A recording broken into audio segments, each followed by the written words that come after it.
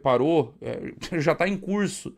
E eu não quis falar sobre isso antes aqui porque não gosto de dramas, sabe? Não gosto de dramas. Como diria Nego Di, essa certamente foi a decisão mais difícil da minha vida até aqui.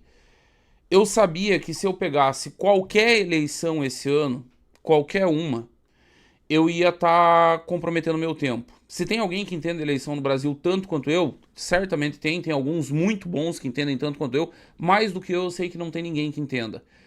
Eu entendo o nível de dedicação que uma campanha exige. Tem um monte de consultor no mercado, picareta.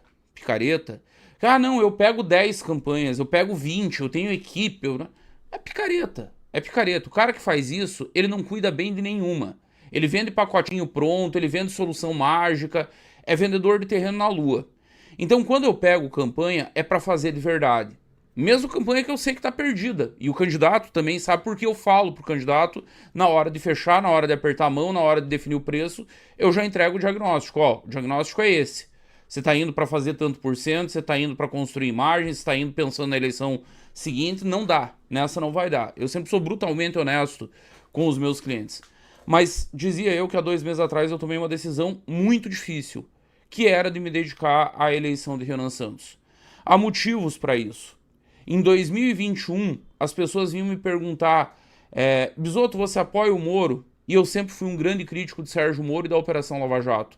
E eu dizia: não, eu apoio o Capeta e eu não apoio o Sérgio Moro. Então quem que é o candidato? Era a pergunta inevitável. Quem que é? Você é contra o Bolsonaro, você sempre foi contra o PT, se não é o Moro, é quem? Renan Santos. E me chamavam de louco. Lá em 2021, 5 anos atrás. Você tá louco, isso não vai existir. E eu passei um ano insistindo. E eu insisti tanto que no momento em que Sérgio Moro traiu o MBL, porque ele traiu o MBL lá em 2022, ele filiou ao Podemos, ele torrou 6 milhões de reais do fundo partidário do Podemos na candidatura presidencial, contratou marqueteiro, contratou fonoaudióloga para ver se melhorava aquela voz e aquela oratória de pato rouco, contratou estilista, personal stylist, gastou 6 milhões de reais na pré-candidatura. E na véspera de fechar a janela partidária, e aí detalhe, como o MBL apoiava a candidatura de Sérgio Moro, foi todo mundo pra lá, filiou Renato Batista, filiou o Kim, filiou o Guto, tava todo mundo lá. Como era isso, tava todo mundo... É o projeto, é o nosso candidato a presidente, vai todo mundo pra lá. Não desce uma hora ele filia no União Brasil, no fechamento da janela. E o Renan, muito puto com a situação, fodeu com tudo que estava sendo construído, criou um puta clima ruim dentro do Podemos. O Renan me ligou na quinta-feira, a janela fechava na sexta-feira em 2022. Eu não vou lembrar a data exata, eu lembro que foi na noite de quinta para sexta.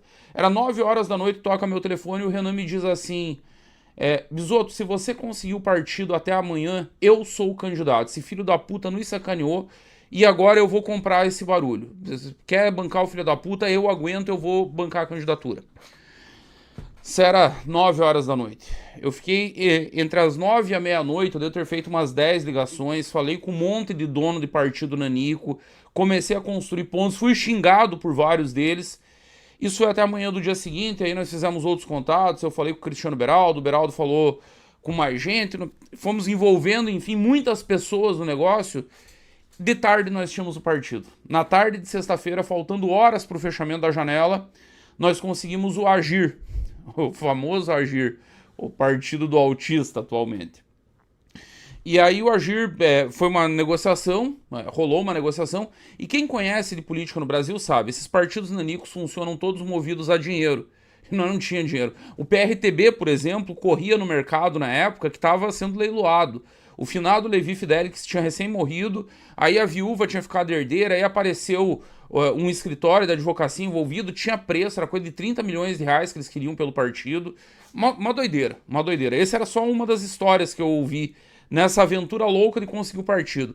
Mas, dizia eu, conseguimos de tarde o Agir. E aí, qual que foi a nossa negociação? Olha, não temos dinheiro, não peçam dinheiro que nós nem temos. Se tivéssemos, usaríamos nas candidaturas nossas, mas não temos. O que nós queremos? Nós só queremos uma coisa. Vocês dão a legenda e nós entramos com a nossa militância, com a nossa capacidade de fazer campanha em rede social, com a nossa capacidade de construir ideias, de construir um projeto. E eles toparam. O Renan filiou. E aí eles pediram algumas contrapartidas. Uma das contrapartidas é que tinha que resolver o diretório de Santa Catarina, que estava vazio na época. Eu filiei, deveria ser candidato a vice-presidente, deveria construir candidatura aqui no estado, enfim. Só que aí passou uma semana e houve uma conversa interna do MBL, lá em 2022. E a conversa era simples e óbvia, e fazia todo sentido. Num partido nanico, e dependendo das circunstâncias, a candidatura do Renan, tudo que ela conseguiria era atrapalhar a eleição do Kim no União Brasil, do Guto no União Brasil, do Renato, da Amanda, de todo mundo, enfim. Nós corríamos o risco sério de ficar sem deputado. E o Renan disse, não, eu não posso fazer isso. O projeto sempre foi maior do que interesse pessoal, o projeto sempre foi maior do que vaidade. Quem conhece o mercado político brasileiro sabe, ninguém teria aberto mão de uma candidatura de graça por partido nanico, como nós conseguimos. Porque isso valeria muito. Vocês viram o resultado da eleição de 2022. Luiz Inácio Lula da Silva derrotou Jair Bolsonaro por pouco mais de 1%. Vocês têm noção de quanto estaria valendo um Renan Santos que tivesse feito 2% em 2022? No primeiro turno, 1% em 2022 no primeiro turno, quanto que valeria num eventual segundo turno? E nós tínhamos essa candidatura posta e o Renan abriu mão dela. O Renan abriu mão em nome do projeto, em nome da eleição do Kim, em nome da eleição do Guto. Aí o tempo passou e precisava se tomar a decisão sobre qual seria a construção política seguindo do MBL. Havia um caminho óbvio que nós já tínhamos ensaiado nessa candidatura presidencial de 2022, que quase foi para frente. E o caminho óbvio era, vamos entrar num partido nanico, ficamos por ali, ocupamos espaço, quem tem voto somos nós, quem mobiliza a militância somos nós, e aos poucos vai tomando partido, tolerando ali o cacique que é o dono. Foi o caminho que o presidente da República, Jair Messias Bolsonaro, escolheu.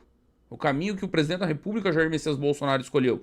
Vai pro PL, deixa o Valdemar continuar de dono, o homem que já havia sido preso no Mensalão, que já foi preso agora também por treta envolvendo o governo Bolsonaro, deixa ele no controle e eu só disputo a eleição e vou ocupando os espaços ali aos poucos, garanto um baita salário caso perca, resolvo minha vida.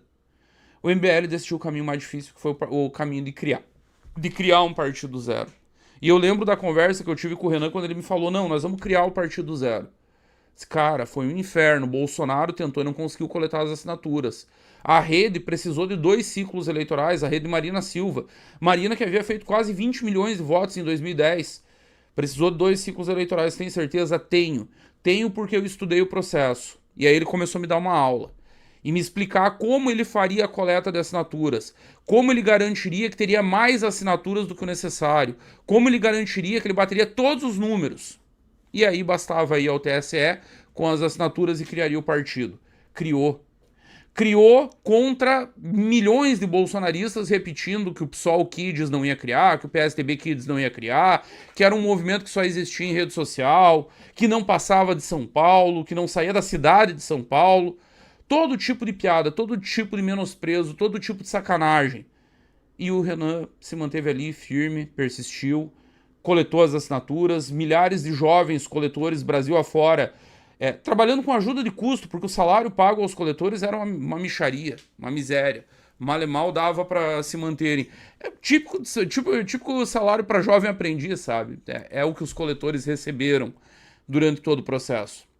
E essa galera conseguiu criar um partido. Essa galera conseguiu criar um partido e finalmente se tornou consenso dentro do MBL, algo que eu dizia há muitos anos. Há muitos anos. A galera que olhava de fora sempre tendia a dizer, não, quem representa o MBL é o Kim, quem representa o MBL é o Arthur, durante muito tempo o Beraldo, enquanto esteve por ali. Ninguém considerava que Renan Santos era um líder político. Ninguém considerava que o Renan Santos era o cara para botar a cara. Porque o Renan é aquilo que ele é nas análises renais, ele dá esporro em militante, ele é agressivo, ele vai pra cima, ele cobra, ele executa, e as pessoas ficavam com uma imagem, às vezes negativa, mesmo entre a militância, que é o cara das notícias ruins, é o cara que diz, vocês estão fazendo merda, é o cara que diz, amadureçam. E aí o pessoal não quer esse cara, o pessoal quer o sorridente, o legalzão, o cara da galera, quem traz as notícias boas, os projetos aprovados, no caso do Kim. E não fazia sentido na cabeça de quem olhava de fora a candidatura presidencial do Renan. Mas o consenso se formou por uma coisa óbvia. O MBL foi fundado em 2014 por Renan Santos, por Pedro Deirô, por Alexandre Santos, o Kim estava lá junto. E esses aí, basicamente e essencialmente, foram os que estiveram em 2014, em 2016, os que fizeram impeachment, os que tiveram em 2018, os que romperam com o bolsonarismo e aguentaram porrada pra um caralho. Não existe MBL sem Renan Santos. Simplesmente não existe. Ele é o MBL. Falar em MBL sem Renan Santos é falar de PT sem Lula. É falar de bolsonarismo sem Bolsonaro. O que tem uma franja de sequelados, de retardados, de anômalos dentro do bolsonarismo que acredito ser possível. Não. Spoiler, não é. Não é. Liderança política carece de legitimidade. E o mais legítimo de todos dentro do MBL para essa candidatura era Renan Santos. Eu acreditei na candidatura em 2021, eu acreditei na candidatura em 2022, eu acreditei quando ninguém acreditava, eu acreditei quando recém-criada a missão, o Renan marcou 0,3% na primeira pesquisa Real Time Big Data. Então, há 2 meses atrás, eu estava aqui um belo dia e a discussão na live era o que nós vamos fazer para tornar o Renan conhecido, como que nós vamos fazer essa pré-campanha, e eu lancei uma ideia idiota que me ocorreu na hora, que não é original, não é nenhum...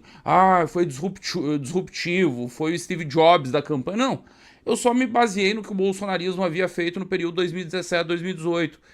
E falei, uma ideia boa seria botar outdoors, sem mensagem política, sem pedir voto, sem nada, porque tudo isso é vedado pela legislação eleitoral. Respeitando a legislação eleitoral, seguindo tudo, jogando estritamente dentro das 4 linhas, vamos botar outdoor perguntando quem é Renan Santos. Que isso vai gerar curiosidade, isso vai... E aí tem variações, você conhece Renan Santos, já ouviu falar de Renan Santos? E lancei ideia e ainda falei. E ainda falei nessa live, eu disse o seguinte, eu mesmo, se tivesse 3 mil reais, colocaria um outdoor do Renan aqui em Floripa. Lê do engano, lê da Nagli. O outdoor aqui custa 10 pau na Via Expressa. Só que eu falei nesses 3 mil, que eu não tinha, minha conta raspada, e me aparece um doador no direct, que não era sequer aqui de Santa Catarina, de São Paulo, e diz assim pra mim, Bisoto, eu tenho os 3 mil reais, eu vou te doar os 3 mil e você coloca o outdoor. E aí eu ainda falei, calma, não doa, não faz o Pix, deixa eu orçar aqui pra entender exatamente o que é. Eu pedi pra querida amiga Ana Morilho, que tá lá no Clube do Bisoto, ela tem uma agência de marketing e propaganda. Disse, Ana, você consegue fazer o orçamento pra mim? E ela fez. 10 pau outdoor. Meu Deus do céu. Eu chamei o doador e disse, olha, cara, desculpa, eu preciso te dar a real, o outdoor é 10 mil. E ele me respondeu, eu tenho 3. Você falou que era 3, com 3 eu consigo ajudar. Se eu te der os 3, você vai atrás do resto? E aí eu pensei com os meus botões. O que é um peido pra quem tá cagado? Me dá os 3 mil que eu vou dar um jeito de levantar o resto. E ele fez a doação e aí eu comentei no meu grupo, no Clube do Bisoto. Galera, o negócio é assim, eu tava indo pro evento do Brigadeiro, aqui o evento que lançou a pré-candidatura ao governo do Marcelo Brigadeiro aqui em Floripa. Deixei de ir pra despedida de solteiro do meu amigo João Pedro pra ir nesse evento do lançamento de pré-candidatura do Marcelo Brigadeiro. Eu tava indo pra lá e eu mandei no clube. Galera, acabei de receber um Pix aqui de 3 mil reais, só tem um problema. A porra do outdoor vai custar 10. Nisso apareceu um outro doador do clube, me chamou no privado, pediu pra não declinar nome. Eu te mando 5, vai ficar faltando 2. E aí os 2 nós levantamos numa vaquinha pingadinha, cada um deu um pouco. Foi o primeiro, foi o daqui da Via Expressa.